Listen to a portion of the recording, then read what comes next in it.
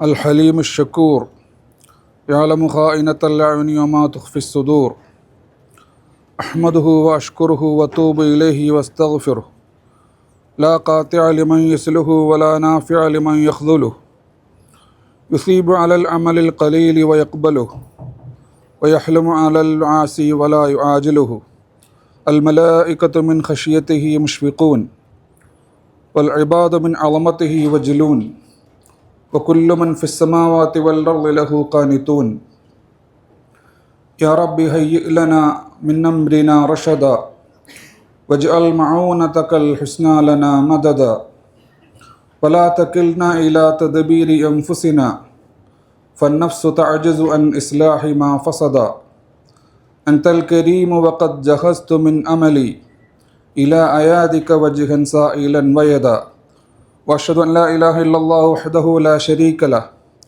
يبعث من في القبور للوقوف بين يديه يوم النشور اللهم صل وسلم وبارك على عبدك ورسولك محمد وعلى آله وصحبه وسلم تسليما كثيرا أعوذ بالله من الشيطان الرجيم بسم الله الرحمن الرحيم لا إكراه في الدين قد تبين الرشد من الغي فمن يكفر بالطاغوت ويؤمن بالله فقد استمسك بالعروة الوثقى لا انفصام لها والله سميع عليم صدق الله العلي العظيم. സഹോദരന്മാരെ, അസ്സലാമു അലൈക്കും വറഹ്മത്തുള്ളാഹി. അള്ളാഹുവിൻ്റെ വിധിവിലക്കുകൾ ജീവിതത്തിൻ്റെ എല്ലാ മേഖലകളിലും പാലിച്ചുകൊണ്ട് യഥാർത്ഥ മുത്തഖികളായി ജീവിക്കാൻ പരിശ്രമിക്കണമെന്ന് എന്നോടെന്ന പോലെ നിങ്ങളോടും വസിയത്ത് ചെയ്യുകയാണ്, ഉപദേശിക്കുകയാണ്.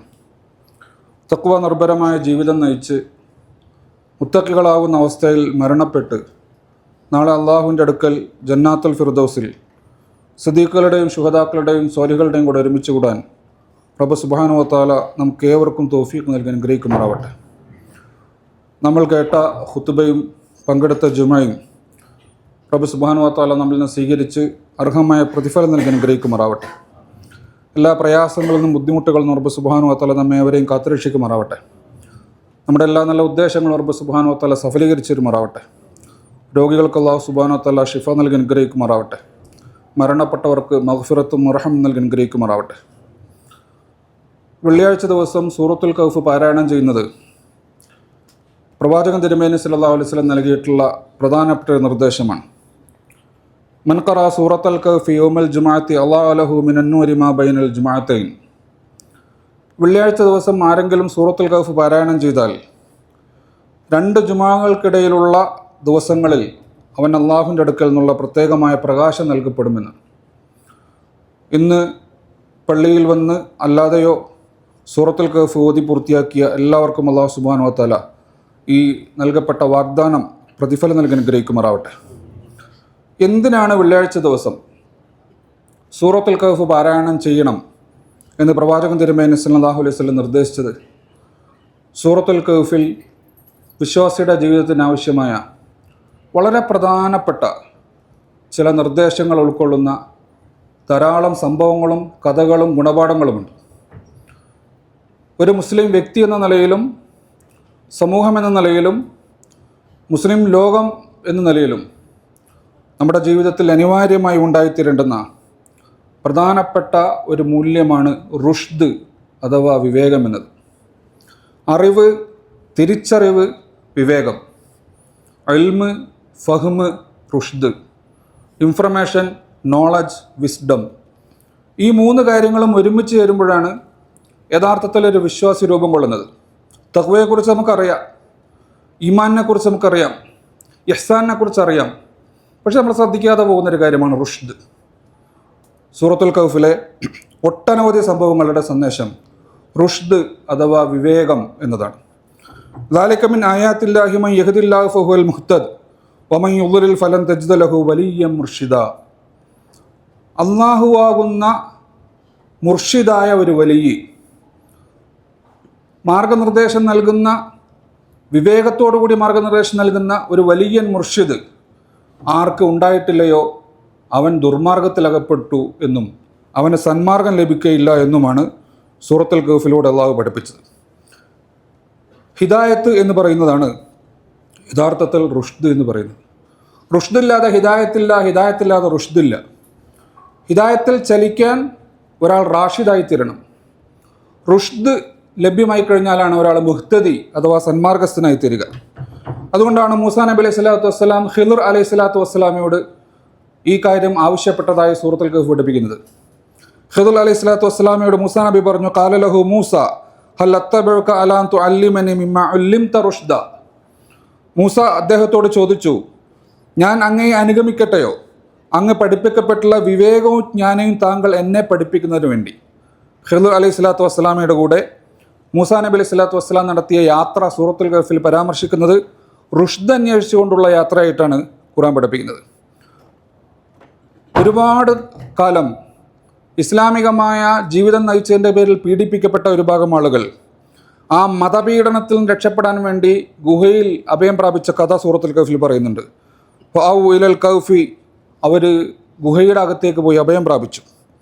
ഈ ഗുഹയിലെത്തിയ ശേഷം ഈ പീഡനത്തിൽ നിന്ന് രക്ഷപ്പെട്ട് ഗുഹയിൽ അഭയം തേടിയ ആളുകൾ അള്ളാഹുവോട് പിന്നെ ആവശ്യപ്പെട്ടത് ശത്രുവിനെതിരെയുള്ള വിജയമോ അതല്ലെങ്കിൽ സഹായമോ ഒന്നുമല്ല.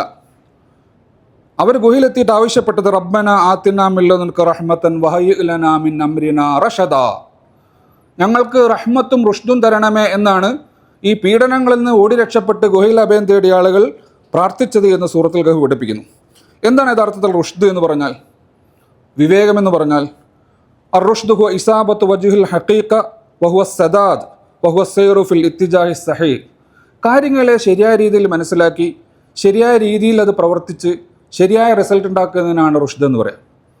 ചെയ്യേണ്ട കാര്യം എങ്ങനെ ചെയ്യണം, എവിടെ ചെയ്യണം, എപ്പോൾ ചെയ്യണം എന്നതിനെ സംബന്ധിച്ച കൃത്യമായ ധാരണയോടുകൂടി ഒരു കാര്യം ചെയ്യുന്നതിനാണ് റുഷ്ദ് എന്ന് പറയാം. വിശുദ്ധ ഖുർആൻ്റെ അകത്തുള്ള നസീഹത്തുകൾ മുഴുവൻ, നിർദ്ദേശങ്ങൾ മുഴുവൻ റുഷ്ദ് ഉൾക്കൊള്ളുന്നതാണ്. അതുകൊണ്ടാണ് ആദ്യമായി വിശുദ്ധ ഖുർആൻ കേട്ട ജിന്നുകൾ പറഞ്ഞത് ഫഖാലു ഇന്നാ സമഅനാ ഖുർആനൻ അജബ, ഒരു അത്ഭുത ഗ്രന്ഥമാകുന്ന ഖുർആൻ ഞങ്ങളതാ ശ്രവിച്ചിരിക്കുന്നു. യഹ്ദി ഇല റുഷ്ദ്, ജിന്നുകൾ അത്ഭുതപ്പെട്ടത് വിശുദ്ധ ഖുർആന്റെ കാര്യത്തിൽ അത് റുഷ്ദിലേക്ക് ഹിദായത്ത് നൽകുന്ന ഗ്രന്ഥം എന്നതാണ്. യഹ്ദി ഇല റുഷ്ദ്, റുഷ്ദിലേക്ക് ഹിദായത്ത് നൽകുന്ന ഗ്രന്ഥം. ഫആമന്നാ ബിഹി, റുഷ്ദിലേക്ക് മനുഷ്യനെ നയിക്കുന്ന ഈ ഖുർആനിൽ ഞങ്ങൾ വിശ്വസിച്ചിരിക്കുന്നു. വലൻ നുശ്രിക് ബി റബ്ബിന അഹദ, ഞങ്ങളുടെ സൃഷ്ടാവായ അള്ളാഹുവിൽ ഞങ്ങൾ പങ്കുചേർക്കുകയില്ല എന്ന് അദ്ദേഹം പഠിപ്പിച്ചു. റുഷ്ദ് അഥവാ വിവേകം എന്ന് പറയുന്നത് ഹിദായത്താണ്. ലാ ഇക്റാഹ ഫിദ്ദീൻ, ദീനിൽ ബലാത്കാരമില്ല, നിർബന്ധമില്ല.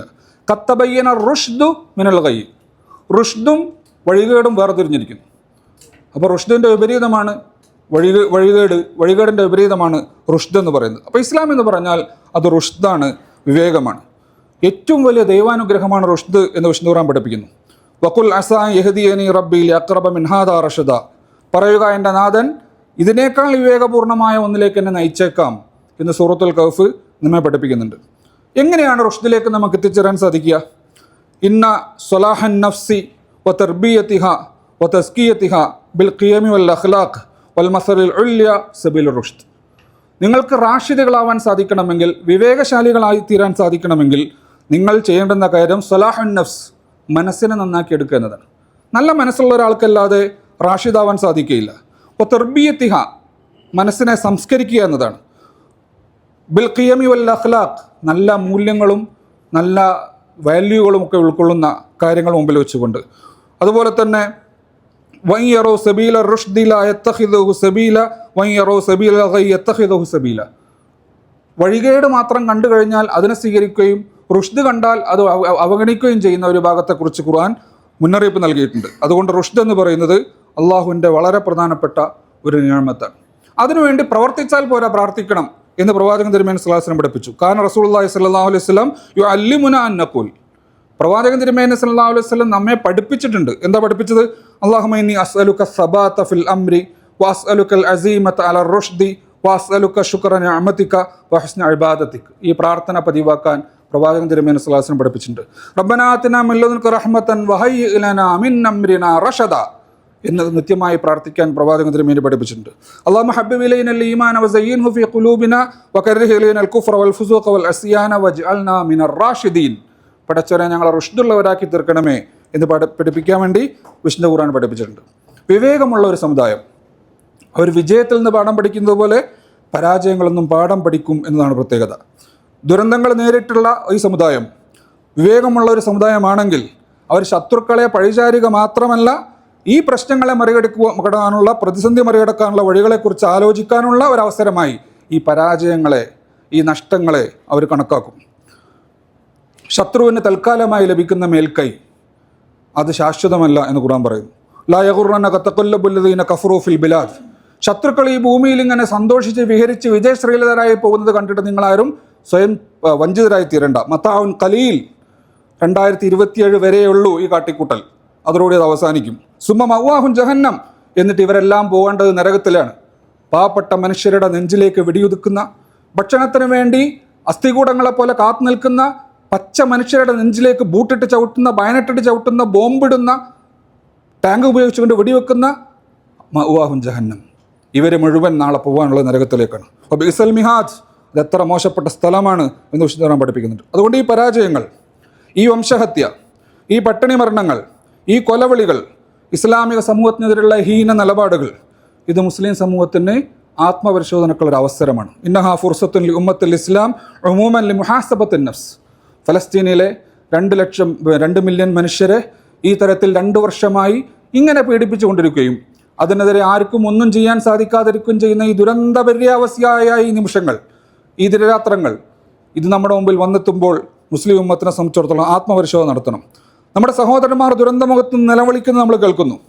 അവർക്ക് വേണ്ടി നമ്മൾ കരൾ ഒരുക്കി പ്രാർത്ഥിക്കണം. ഫലസ്തീൻ ജനതയ്ക്ക് വേണ്ടി നമ്മൾ ഉണർന്നിരിക്കുമ്പോഴെല്ലാം പ്രാർത്ഥിക്കണം. അള്ളാഹുവോട് അപേക്ഷിക്കുന്നതിന് ഒരിക്കലും അള്ളാഹു ഉപേക്ഷിക്കുകയില്ല. താൽക്കാലികമായ ഉത്തരം കിട്ടിയിട്ടില്ലെങ്കിലും കുറച്ച് കഴിഞ്ഞാൽ ഉത്തരം കിട്ടും. അതുകൊണ്ട് ഫലസ്തീൻ ജനതയ്ക്ക് വേണ്ടി പ്രാർത്ഥിക്കാൻ ഈ സന്ദർഭത്തിൽ നമ്മൾ ഓരോരുത്തരും ബാധ്യസ്ഥരാണ്. നിങ്ങൾ റുഷ്തുള്ളവരാണെങ്കിൽ, വിവേകമുള്ള ആളുകളാണെങ്കിൽ, അമൻ യുജീബുൽ മുൽത്തറു ഇദാ ദഅ വയക്ഷിഫു സുഅ വയജഅലഹും ഖുലഫാഇൽ അർളി ഇലാഹു മഅല്ലാഹി ഖലീലൻ മാ തദ്കുറൂൻ എന്ന് വിഷ്ണു ഖുർആൻ പറഞ്ഞിട്ടുണ്ട്. ദുആഉൽ മുൽത്തർ, എടങ്ങറായി നിൽക്കുന്നവൻ്റെ ദുആ അല്ലാഹു സുബ്ഹാനഹു വ തആല കേൾക്കും. മുസ്ലിം ഉമ്മത്ത് ഈ ഒരു അവസ്ഥയിലാണ് നിൽക്കുന്നത്. അതുകൊണ്ട് അള്ളാഹുവോട് വരച്ചിന് വേണ്ടി നിരന്തരമായി നമ്മൾ പ്രാർത്ഥിച്ചു കൊണ്ടിരിക്കണം. അള്ളാഹു വിചാരിച്ചാൽ ഒരു നിമിഷം കൊണ്ട് ഇസ്ലാമിക സമൂഹത്തെ ഇത്തരത്തിൽ പ്രയാസപ്പെടുത്തിക്കൊണ്ടിരിക്കുന്ന ആ രാജ്യത്തിൻ്റെ ഭരണാധികാരിയെ, ആ ഭരണാധികാരിയുടെ കൂടെ നിൽക്കുന്ന ക്രൂരന്മാരായ സൈനികരെ ഒരു നിമിഷം കൊണ്ട് ഇല്ലാതാക്കി തീർക്കാൻ അത് തീരുമാനിച്ചാൽ സാധിക്കും. ഇന്നമ അംറുഹു ഇദാ അറാദ ശൈഅൻ അൻ യഖൂല കുൻ ഫയകൂൻ. അള്ളാഹു ഒരു നിമിഷം ഉണ്ടാവുമെന്ന് പറഞ്ഞാൽ മതി, അത് സംഭവിക്കും. ആ രാജ്യം ഇല്ലാതായിത്തീരും. ഫലസ്തീൻ രാഷ്ട്രം ഉദയം ചെയ്യും, മറ്റേ രാഷ്ട്രം പൊലിഞ്ഞു പോവും, ഇസ്ലാമിക സമൂഹത്തിന് നഷ്ടപ്പെട്ടെല്ലാം വീണ്ടും കിട്ടും. പക്ഷെ അതിന് സമയത്തിൻ്റെ പ്രശ്നങ്ങളാണ്. അതുകൊണ്ട് നമ്മൾ അള്ളാഹുവോട് പ്രാർത്ഥിച്ചുകൊണ്ടിരിക്കും. അലൈക്കും ഇബാദല്ലാഹി ബിദ്ദുആഇ ലി അൻഫുസിക്കും. അതുകൊണ്ട് ഓരോ വിശ്വാസികളും അവർക്ക് വേണ്ടി പ്രാർത്ഥിക്കണം. വഇഖ്വാനിക്കും ഫി ഫലസ്തീൻ ജനതയ്ക്ക് വേണ്ടി പ്രാർത്ഥിക്കണം. ഖുസൂസൻ വഅലൈക്കും ബിദ്ദുആഇ അലാ അഅദാഇൽ മുഫ്സിദീൻ മിനൽ യഹൂദി വൻ നസാറ വസാഇറിൽ മുജ്രിമീൻ.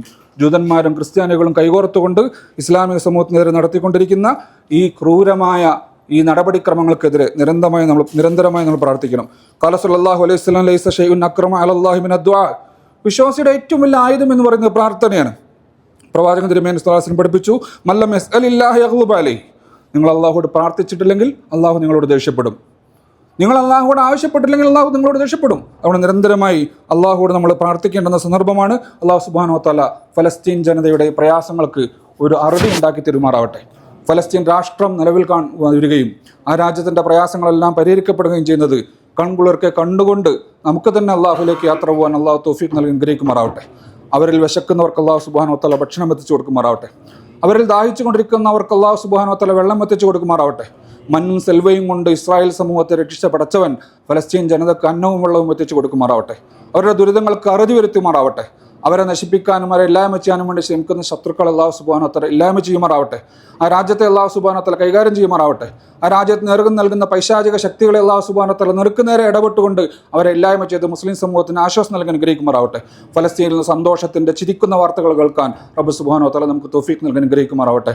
ഇസ്ലാമിക സമൂഹത്തെ ഈ മോശപ്പെട്ട കാലത്ത് നയിക്കാൻ സാധിക്കുന്ന ഉലമാക്കളെയും ഉമറാക്കളെയും പണ്ഡിതന്മാരെയും നൽകിക്കൊണ്ട് ഈ പാവപ്പെട്ട സമുദായത്തെ അല്ലാഹു സുബ്ഹാനഹു വ തആല അനുഗ്രഹിക്കുമാറാവട്ടെ. അല്ലാഹുമ്മ ഗഫിർ ലിൽ മുഅ്മിനീന വൽ മുഅ്മിനാത്ത് اللهم اغفر للمؤمنين والمؤمنات والمسلمين والمسلمات الأحياء منهم والأموات إنك مجيب الدعوات ومنزل البركات يا قاضي الحاجات. اللهم أعز الإسلام والمسلمين وأذل الشرك والمشركين ودمر أعداءك وأعداء الدين. اللهم انصر إخواننا المجاهدين في فلسطين. اللهم انصرهم نصرا مؤزرا.